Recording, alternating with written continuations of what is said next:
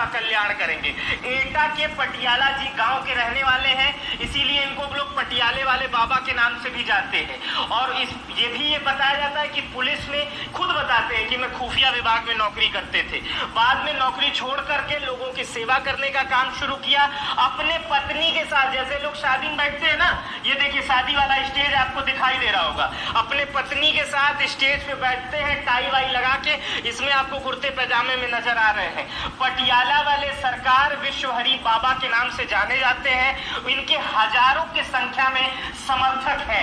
और एक बात मैं बता दूं, बाबा का सोशल मीडिया पर कोई अकाउंट नहीं है, बाबा सोशल मीडिया से दूर रहते हैं। जहां आजकल के बाबा सिर्फ सोशल मीडिया इंस्टाग्राम पे रहते हैं, वहीं बाबा ने एक अपनी खास पहचान बना ली है।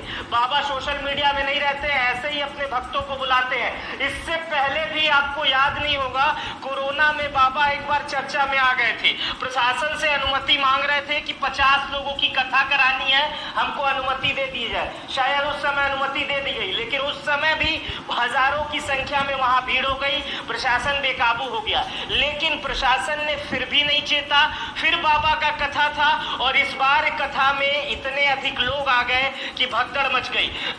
कोरोना वाली बात तो मैंने आपको बता दी, भीड़ जो थी वो कोरोना में भी अधिक थी, उससे भी प्रशासन घबरा गया था। लेकिन कोरोना में ऐसी कोई घटना नहीं घटी, केवल कोरोना फैला होगा, हो सकता है लोग आए अधिक होंगे तो ये घटना हो सकती है, लेकिन उस समय भी भीड़ बात आ गई।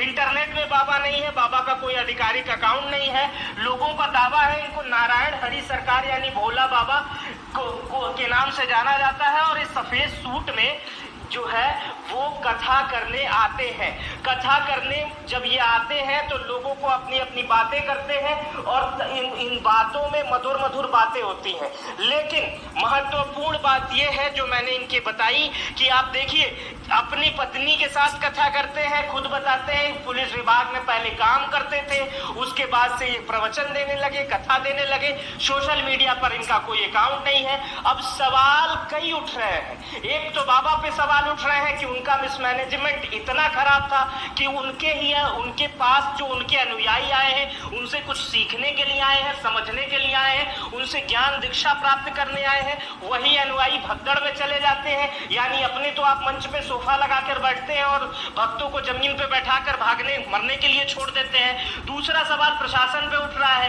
प्रशासन पे सवाल ये उठ रहा है कि इतनी बड़ी भीड़ अगर आने वाली थी, और ये अनुमान इससे पहले भी था क्योंकि कोरोना में भी इससे पहले ये नाटक हो चुका था, अगर इतनी बड़ी भीड़ आने वाली थी तो प्रशासन ने पुख्ता इंतजाम क्यों नहीं किया गया? क्योंकि लोगों का मन है वो किसी से भी कथा सुन सकते हैं, लोग अगर जा रहे हैं तो सबसे बड़ा दायित्व बन जाता है कि वो इंतजाम प्रशासन करे। मैंने कई जगह की कथाओं को कवर किया है, समझा है, वहां पर पहले कथावाचक जिले से प्रशासन से अनुमति मांगते हैं कि फला मैदान में हमारे इतने लोग आ रहे हैं, इतनी पुलिस की आवश्यकता है, इतनी लाइट की आवश्यकता है, इतने पानी की आवश्यकता है, हम इतने दिन तक रहेंगे। ये तमाम बातें प्रशासन को लिख के दी जाती है। प्रशासन को लगता है कि उस दिन जिले में कोई वीआईपी मूवमेंट नहीं है, हमारे पास पर्याप्त पुलिस है, हम इतने लोगों को संभाल लेंगे जैसे कोई मेले में होता है।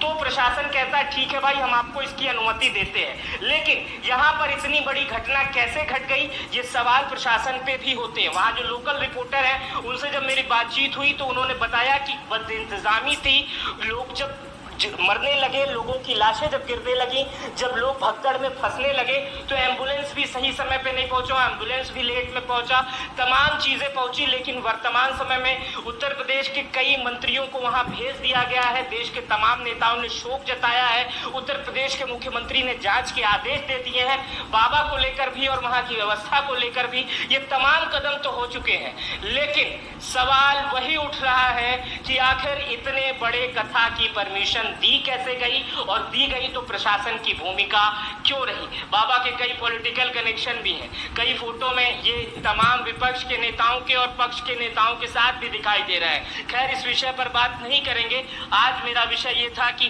बाबा के विषय में मैं जानकारी दे रहा था कि एक पुलिस का सिपाही कैसे बन गया इतना बड़ा कथावाचक, और इस कथावाचक ने आज लगभग इनकी कथावाचन में भीड़ में, इनकी बात नहीं कह सकते, लेकिन इनके कथावाचक में बद व्यवस्था कथा से आज लगभग 80 से अधिक लोगों की जान चली गई, जो कथा में कुछ अर्जित करने आए थे, कुछ सीखने में आए थे। मेरा नाम मित्र प्रकाश है। इस रिपोर्ट पर आपकी क्या प्रतिक्रिया है मुझे कमेंट बॉक्स में बताइएगा।